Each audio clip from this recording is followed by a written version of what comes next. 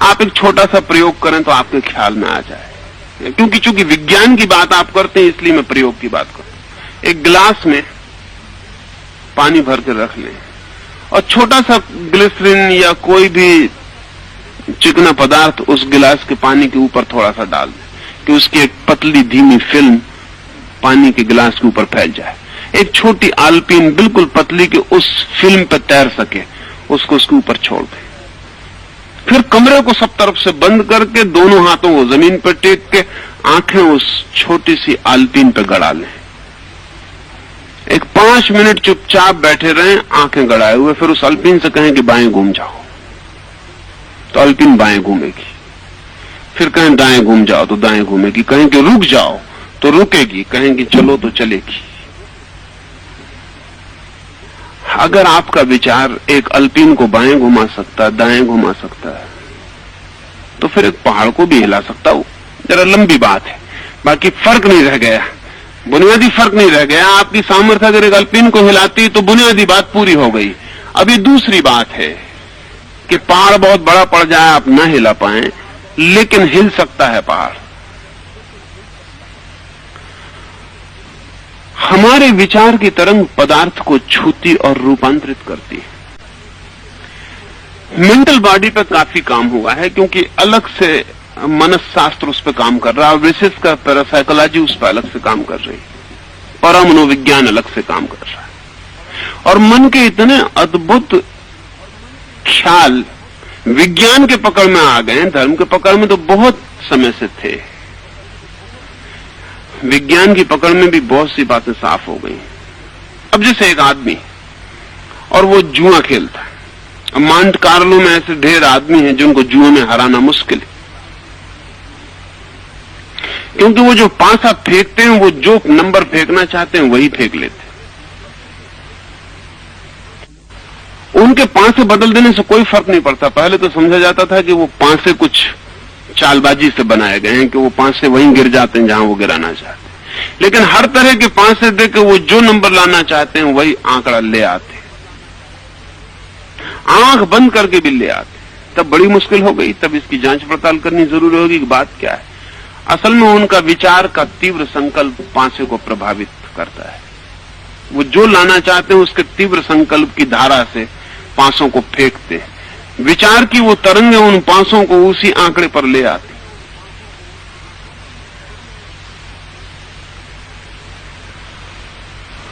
अब इसका मतलब क्या हुआ? अगर विचार की तरंग एक पासे को बदलती है तो विचार की तरंग भी भौतिक है, नहीं तो पासे को नहीं बदल सकती। इसीलिए अगर आपके कपड़े को दिया जा सके, ऐसे लोग हैं जिनको आपके हाथ का रुमाल दिया जा सके, तो आपके व्यक्तित्व के संबंध में वे करीब करीब उतनी ही बातें बता देंगे जितना आपको देख के बताया जा सकता था, क्योंकि आपके हाथ का रुमाल आपके विचार की तरंगों को अवशोषित कर जाता है। आपका गहना आपके तरंगों को अवशोषित कर जाता है। और मजा यह है कि वो इतनी सूक्ष्म तरंगे हैं कि एक रुमाल जो सिकंदर के हाथ में रहा हो वो अभी भी सिकंदर के व्यक्तित्व की खबर देता है। वो इतनी सूक्ष्म तरंगे हैं कि उनको फिर बाहर निकलने में करोड़ों वर्ष लग जाते। इसलिए कब्रें हमने बनानी शुरू की थी, समाधियां बनानी शुरू की थी। कल मैंने आपसे कहा था कि इस मुल्क में हम मरे हुए आदमी को तत्काल जला देते हैं, लेकिन सन्यासी को नहीं जलाते।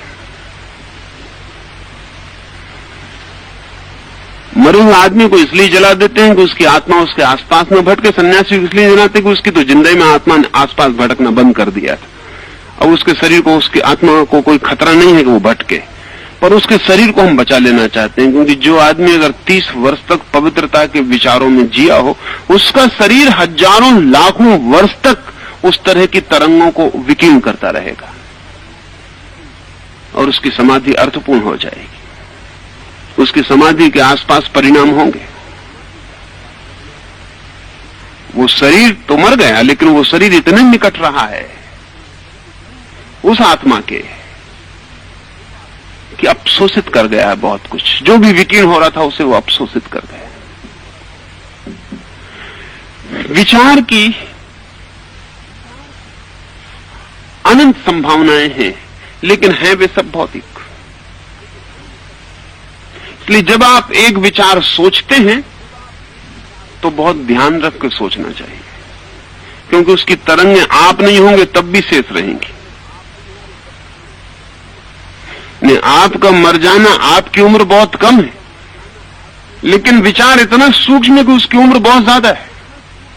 इसलिए वैज्ञानिक तो अब इस ख्याल पर पहुंचे हैं कि अगर जीसस कभी हुए हैं या कृष्ण कभी हुए हैं तो आज नहीं कल हम उनकी विचार तरंगों को पकड़ने में समर्थ हो जाएंगे, और ये तय हो सकेगा कि कृष्ण ने गीता कभी कही है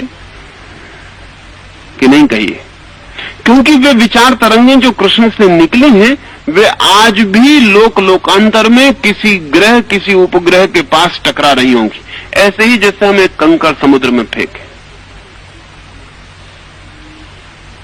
तो जब कंकड़ गिरता है तो एक छोटा सा छिद्र, एक छोटा सा वर्तुल समुद्र के पानी पर बनेगा, फिर कंकड़ तो डूब जाएगा।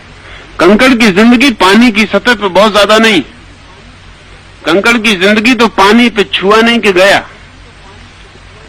लेकिन उस वर्तुल से, कंकड़ की चोट से जो तरंगें पैदा हुई वो फैलनी शुरू हो जाएंगी, वो बढ़ती जाएंगी, वो अंतहीन है उनका बढ़ाव।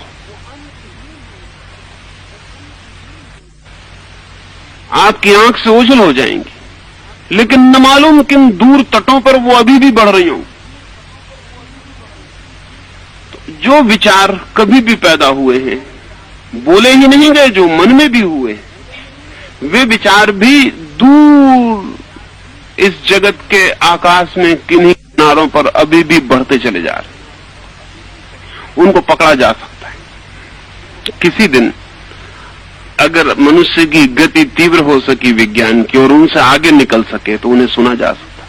अब समझिए कि दिल्ली से अगर एक रेडियो पर रेडियो वेव्स बंबई के लिए खबर भेजती हैं तो उसी वक्त थोड़ी खबर यहां आ जाती जब दिल्ली से की जाती है, थोड़ा टाइम गैप है, क्योंकि ध्वनि की यात्रा में समय लगता है। दिल्ली में तो वो ध्वनि मर चुकी होती जब बंबई आती, वहां से तरंगें आगे निकल गई होती। दिल्ली में वो नहीं है, अब थोड़े ही क्षणों का फासला पड़ता है, लेकिन क्षण बीच में गिरते